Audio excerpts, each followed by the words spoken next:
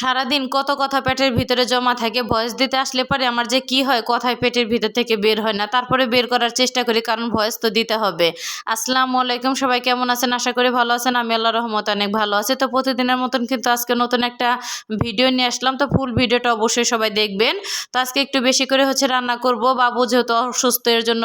তো ব্রিকেট মাছ আর কি রান্না করব, তার সাথে মাছের ডিম দিয়ে উস্তা ভাজি করবো। আর সকালের আর কি ডাউল আছে, ওইটা দিয়ে আর কি হয়ে যাবে। সকালের একটু ডাউল আছে দেখে এখন আমার মনে হয় ডাউল রান্নার আর কি প্যারাটা নিতে হবে না। যাই হোক, আর এই তো এখানে কিন্তু মাছটা আর কি ভাজা হয়ে গেছে। তো মাছটা তুলে এখন পেঁয়াজগুলি দিয়ে দিলাম, একটু জিরাটা ফোড়ন দিয়ে নিছি আমি।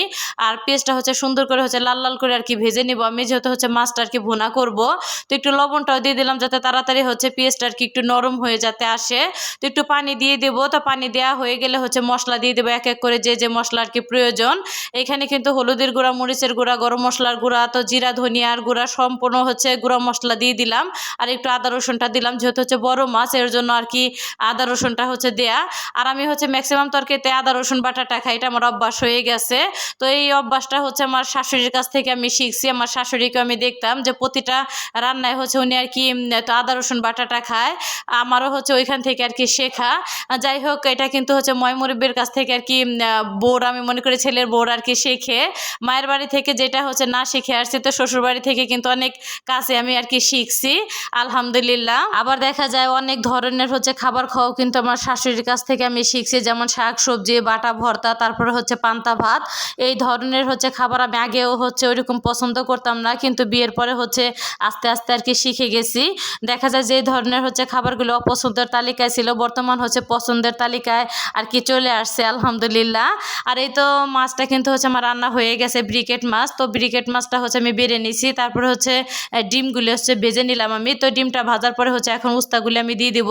আর এটা কিন্তু টাটকিনি মাছের ডিম। আর দেখা যাচ্ছে বেশ কিছুদিন আগে টাটকিনি মাছ আনছিল। তো মাছগুলি যখন আমি কাটতেছিলাম, দেখলাম যে প্রতিটা মাছের পেটের ভিতরে মাশাআল্লাহ দিলে অনেক ডিম ছিল। তো ভাবলাম আর কি রেখে দেই। আর উস্তা দিয়ে এভাবে ডিম ভাজি করে আর কি খেতে কিন্তু বেশ মজা লাগে। তো আমার বাসার আর কি সবাই অনেক পছন্দ করে, আমিও কিন্তু অনেক পছন্দ করি। আর এই তো উস্তাটা প্রায় আমার ভাজা আর কি শেষের দিকে, ভাবছিলাম একটু কাঁচা কাঁচা রাখবো, কিন্তু ভাজতে ভাজতে দেখলাম যে অনেকটা করা হয়ে গেছে। যাই হোক, কি আর করার, এই তো রান্না বান্না কিন্তু আমার আর কি শেষ হয়ে গেছে। আর এই তো খাবার দাবার কিন্তু বেড়ে নিছি আমি। তো মাছের ডিম দিয়ে উস্তা ভাজিটা করছি, আর ব্রিকেট মাছটা ভুনা করছি, যেহেতু ডাউল আছে এর জন্য ওইরকম ঝোলটা রাখি নাই। আর মাছের কালারটা কিন্তু মাশাআল্লাহ দিলে অনেক অনেক সুন্দর আসছে।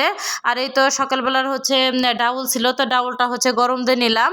তো আজকের ভিডিওটা সবার কাছে কেমন লাগছে অবশ্যই সবাই কমেন্ট করে জানায়েন। তো সবাই ভালো থাকেন, সুস্থ থাকেন। আজকের ভিডিও এখানে শেষ করছি। আল্লাহ হাফেজ।